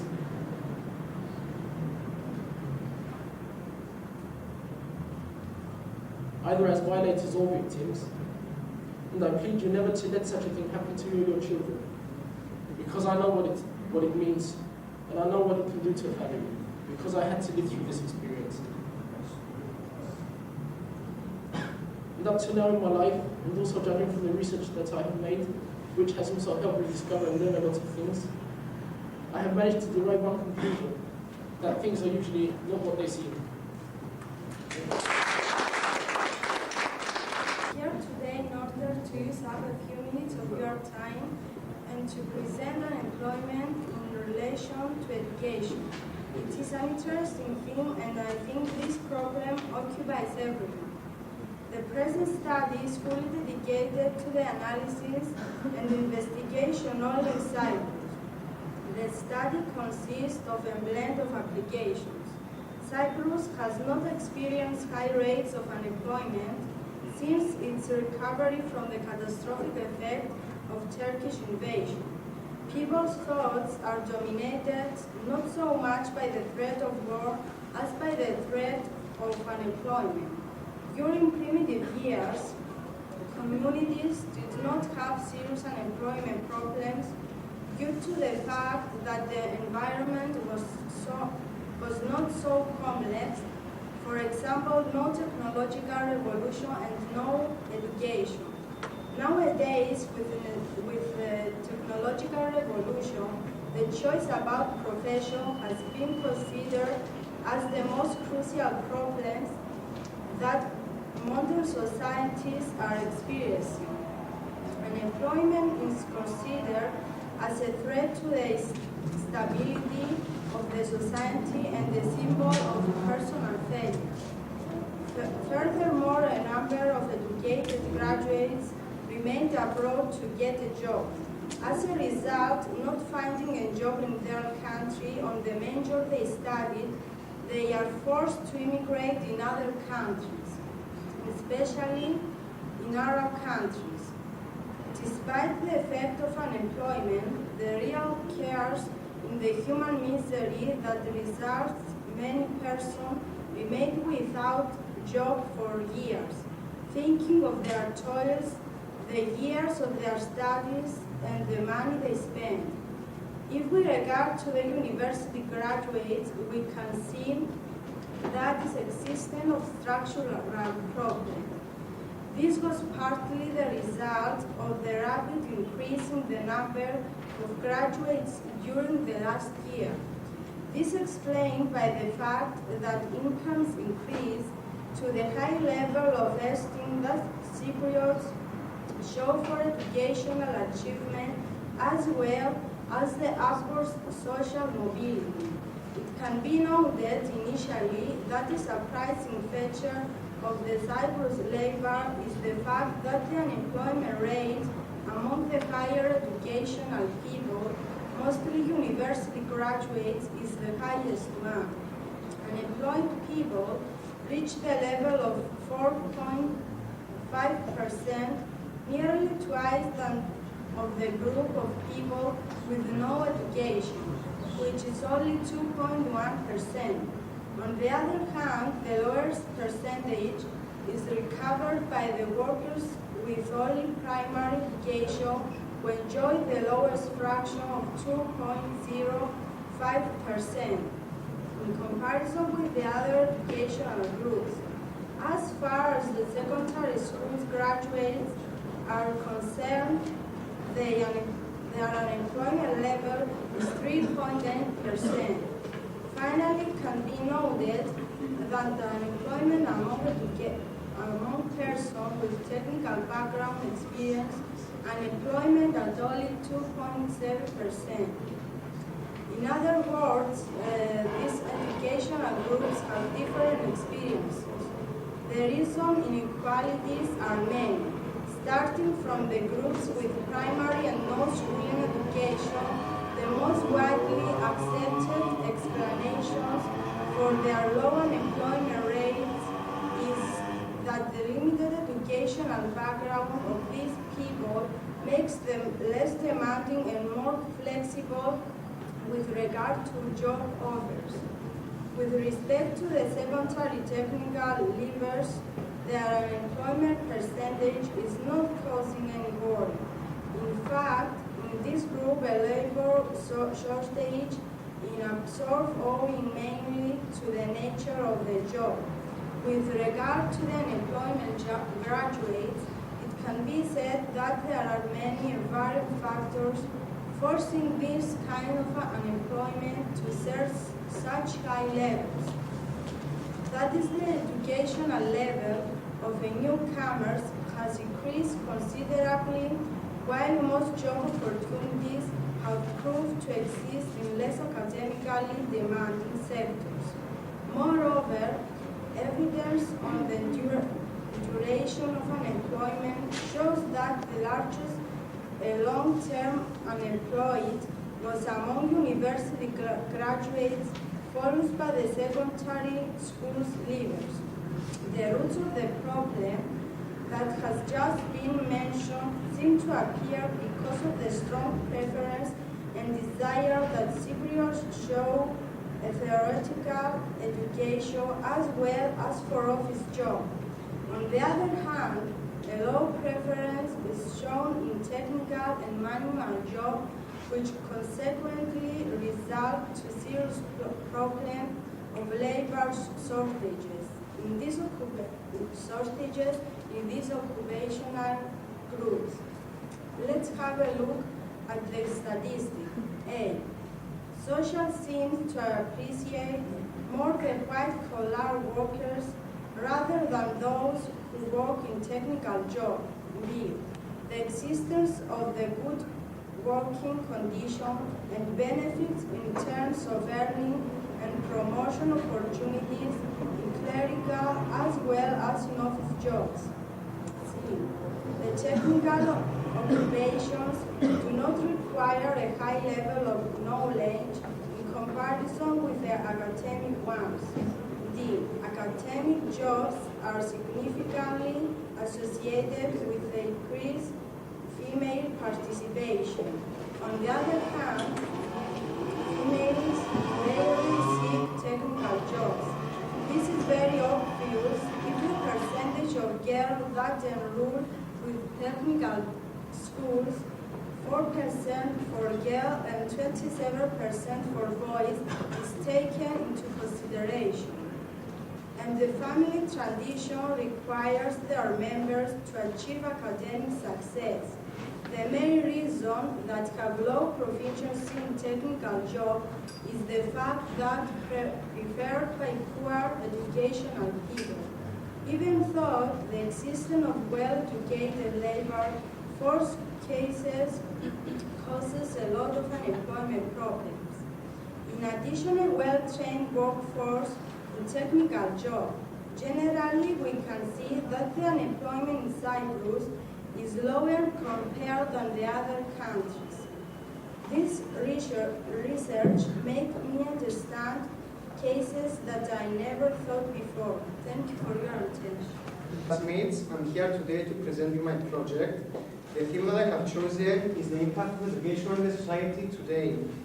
I believe that education is something that concerns all of us, and especially nowadays with the development of the society. Through this project, I will try to stress to you that education today has lost its real meaning. I will try to present to you why most of people nowadays study and what consequences arise from their attitude. Unfortunately, I wasn't able to find enough sources, so the only information that I used are coming out from some Greek books that we all studied when we were at Lyceum. More specific, my work is based on the book Xenia 1988, from which I have chosen some passages that were written by famous Greek writers such as the Musos, Paridopoulos, etc. Since my project covers a lot of areas, I consider it useful to break it down into smaller subtopics. First of all, I wanted to find out why people nowadays have the tendency to be educated. People want to gain in the early future some luxuries and facilities that will give them a more comfortable life. They think that a diploma given by a certain university will enable them to get a better job and therefore a high salary with which they will be able to make their dreams become true. Also, since today technology has been improved and in all stages of the production, advanced machines are used, usual employers wish to employ people that are specialized and well qualified to carry out their duties. So people see it as a must to get all the qualifications required and therefore have more chances to get the job. The second part of my project handles the results of this tendency of people to get further education. Since nearly everybody holds a diploma in his hands, no one applies for manual jobs. As a result of this, the unpleasant phenomenon of unemployment appears. They all want to be employed in white-collar jobs and almost no one in blue-collar jobs. Every day you can see big lines of people waiting outside an office to see whether their application has been approved or not. Those that are lucky, they will get the job, but the majority of them, they will move to another line. And so there is an irony here because we face the problem of unemployment, and also we can see that manual jobs suffer. Employers find it difficult to find employees to work in manual jobs, and they are forced to bring people from other countries to work there. And still we have unemployment because people, since they are not educated, they hold a diploma in their hands, they don't want to take any position in manual jobs. The third part of the project deals with the factors that motivate people to continue for further studies. The first one is our parents.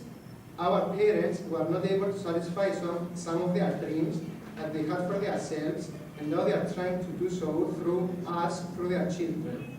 They are ready to spend great amounts of money on our education because they believe it is a way we have a better chance in our careers, will be something in the society. And on the other hand, they believe that if we don't have this further education, we will be a failure, we won't be able to find a good job, high salary, etc. The second motivating factor is our friends. Tell me who can stand aside watching his friends going abroad for studies and doesn't want to follow. If somebody watches his friend coming from abroad with a strong diploma in his hands and manages to get employed in a high position, get a high salary, and so live a comfortable life, he's running after him to do the same thing, not because actually he wants to get more education, but in order to get those luxuries and feel that he's equal with his friend, in other words, feel that he is in. The third motivating factor is that people feel that if they go abroad, they will feel independent and live on their own. Those who didn't have the chance to enjoy their lives because their parents were strict and they didn't let them go out, now they see it as an opportunity to do all the things that they always wanted to do away from their home and their strict parents. The fourth and last motivating factor, which I mentioned above, is that people think that education brings them future luxuries and a more comfortable life. Is this true? How many of our friends have come back from their studies some years ago and until today they didn't manage to get employed at the specific area that they wanted?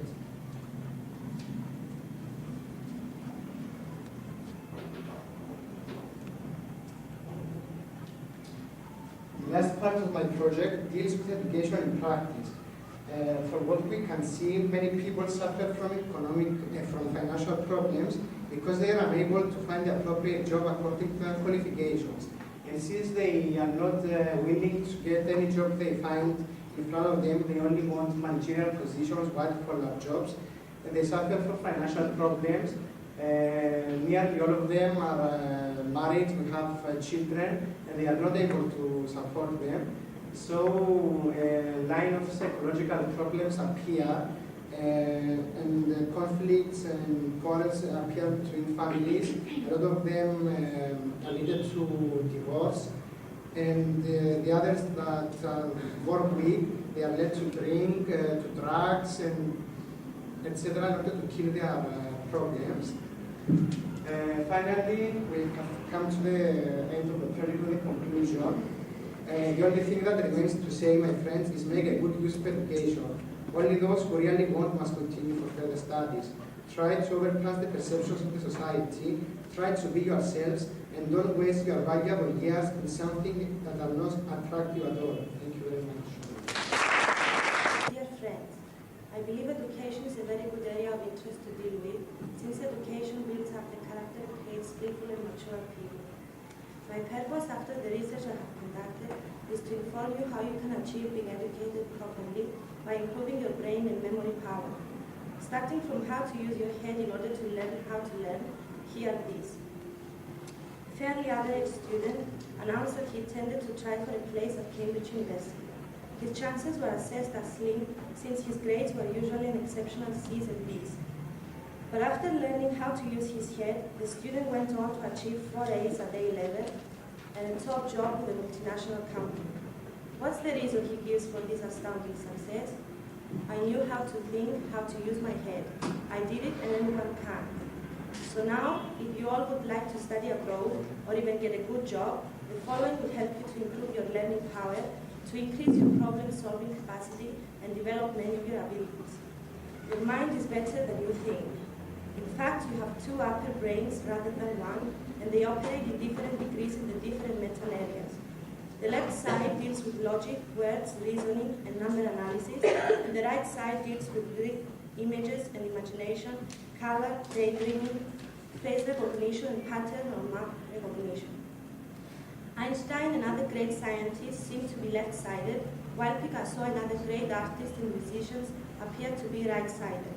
Can you imagine what would happen if using both sides? How can you succeed that? Read faster and more efficiently. The faster reader will be understanding more of the meaning of what he reads, will be concentrating on the material more, and will have considerably more time to go back over areas of special interest and importance to him. Higher speed gives higher concentration. What we have been learning up to now is that average reading speeds are natural and therefore the best. That is wrong. They are speeds produced by an incomplete initial training in reading, combined with an inadequate knowledge of how the eye and brain work at the various speeds possible. Recall during learning. If the period of learning from a lecture, a book, or the mass media is to take 2 hours, it is far better to arrange for brief breaks during these 2 hours. In this way, the recall curve can be kept high and can be prevented from dropping during the later stages of learning. The small breaks will guarantee 8 relatively high points of recall with 4 small drops in the middle. Each of the drops will be less than the main drop would have been where there are no breaks. Breaks are additionally useful as relaxation points. They get rid of the mental tension which inevitably builds up during periods of concentration. Review as much as you can. The person who does not review is continually wasting the effort he does. Each time he approaches a new learning situation, his recall of previous knowledge gained will be very low, and the connections which should be made automatically will be dismissed. This will mean that his understanding of the new material will not be as complete as it could be, and that his efficiency and speed through the new material will also be less. Each time new material is learned, it is forgotten, and each time new material is approached, it seems to become more oppressive. The result is that many people, after having finished their formal exams, seldom, if ever, approach textbooks again. Failure to review is bad for the memory. If each new piece of information is neglected, it will not remain at the conscious level. The advantages of reviewing are enormous. The more you maintain, the more you will be able to absorb and handle. When you study, the expanding amount of knowledge at your command will enable you to digest new knowledge far more easily. Each new piece of information being absorbed in the context of your existing store of relevant information. Make a mind map.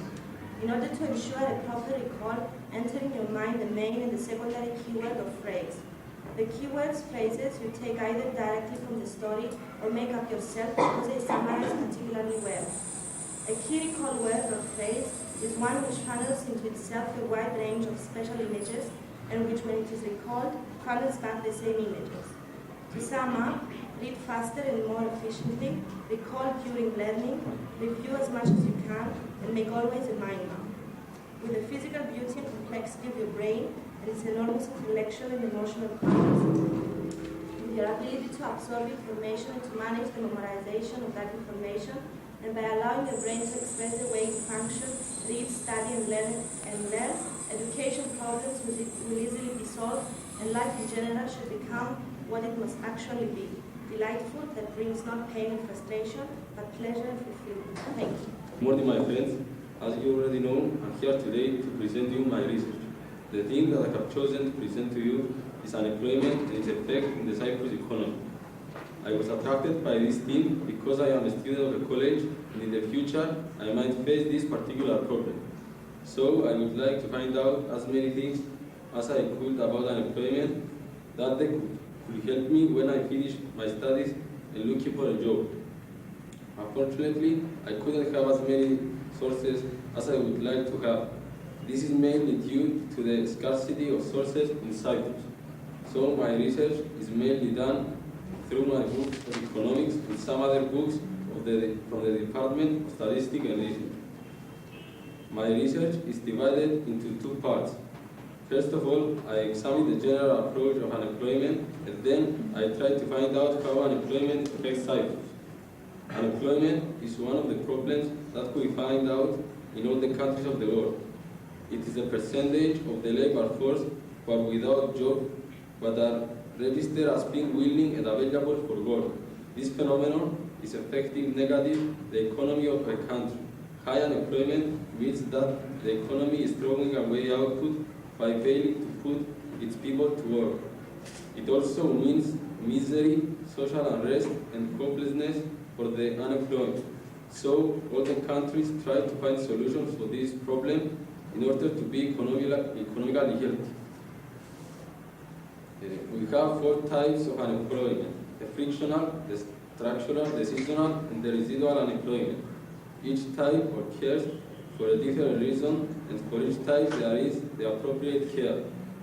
Frictional employment occurs when people leave jobs for all sorts of reasons, and they take time to find new jobs. At the period which the worker is searching for a new job, the government considers him as an unemployed. So the government should increase the knowledge of the labor market to the people.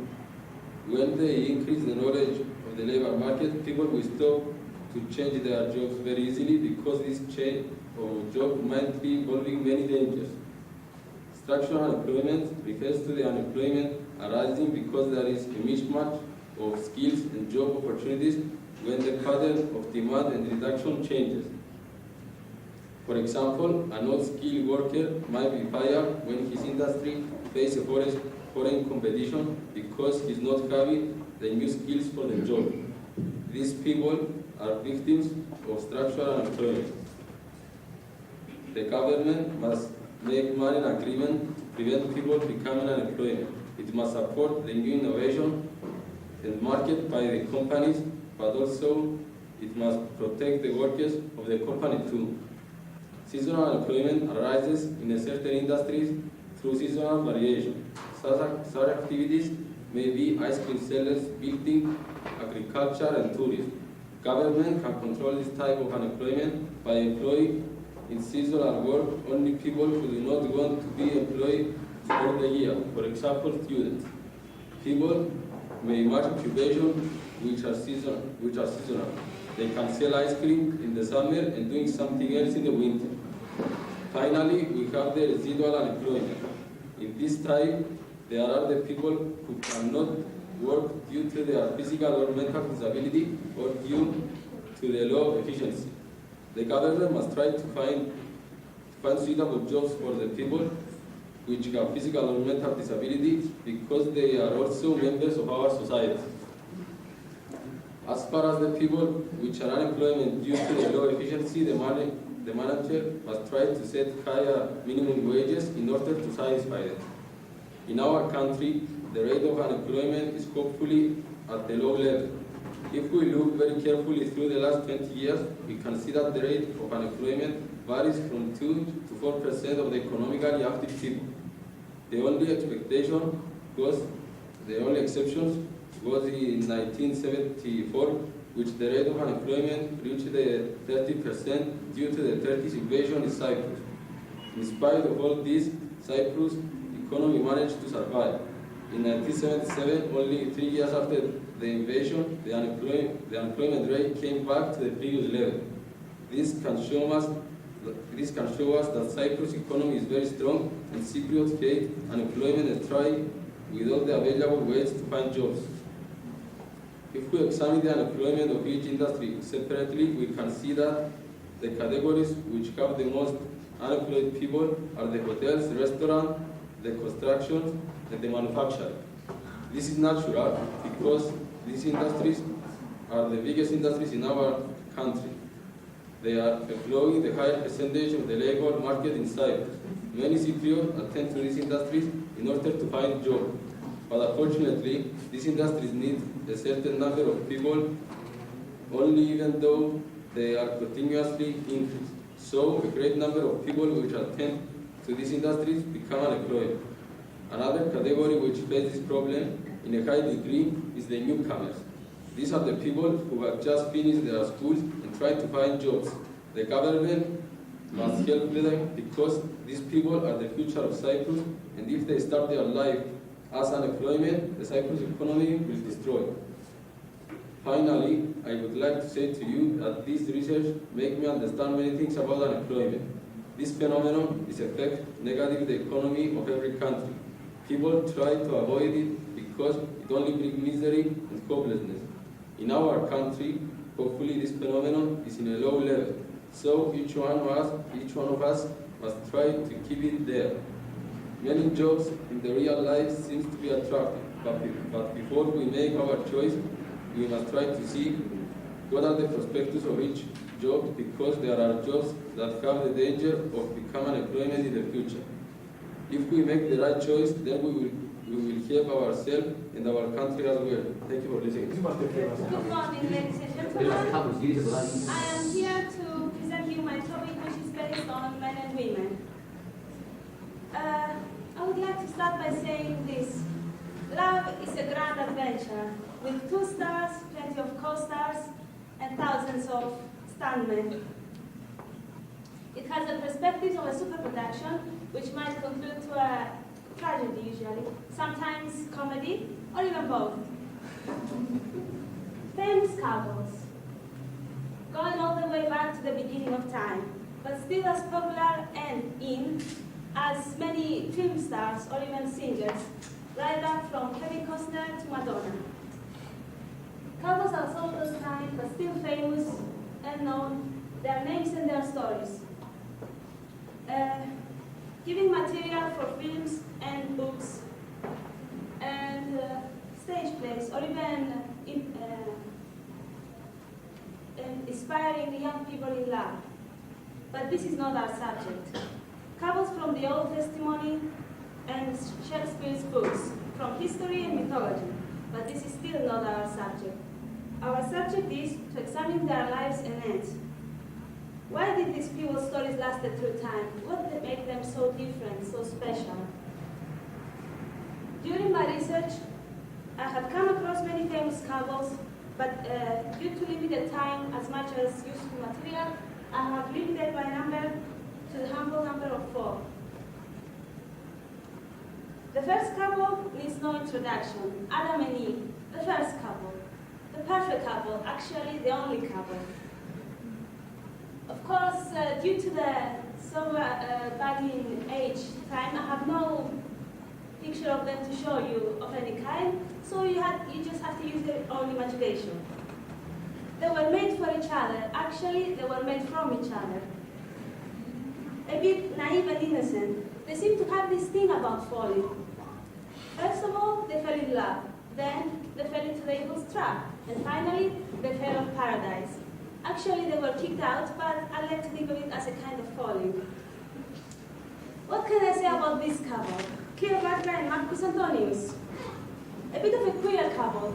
The Queen of Egypt and a Roman general. Tony fell for Cleo. But no matter how hard I have searched, I have nowhere found that Cleopatra was in love with him as well. We see here a couple which was in a play about this subject. Of course, you can see here is another couple in life as well. Cleopatra was Elizabeth Taylor and Anthony was Richard Burton. They were a couple in life too. They were also a famous couple. But that's not part of our subject. We're looking for even more famous ones. Tony defected from the Roman army and decided to fight the Roman Empire in order to save Cleopatra's country, homeland, you can say, and even conquer the world. Can you believe of this vanity? Of course, they failed. Antonio was captured and Cleopatra took her own life. We move on to the next couple, which is Paris and the fair lady. You all know the story, so I won't have to bother about it very much. In brief, Paris, king's son, kidnapped Eleni, a king's wife, and took her to his homeland, Troy. Menelaus and Elene's husband went after them with the whole of the Greek army and destroyed Troy, took Eleni and killed Paris. Not necessarily in this order. Of course, again, in this case, I have no picture to show you, but of course, since they are Greek, you more or less can picture them out. Well, then we move to another couple, Tarzan and Jane. I have found here a pretty handsome Tarzan, it's Jane. It's more like, in this version of the story, it was a bit more modern, but it will have to do for this case. I must say that poor Tarzan in this case didn't stand a chance because he had never seen a woman before. But in the case of Jane, well, she was well-traveled, and obviously she was well-educated too, because as we can see, she was a scientist's daughter. Well, to cut a long story short, they met in the jungle, and Jane and the long run decided to stay with Tarzan and live there. Well, I must say that Tarzan must have been really something to make Jane stay in the jungle for the rest of her life.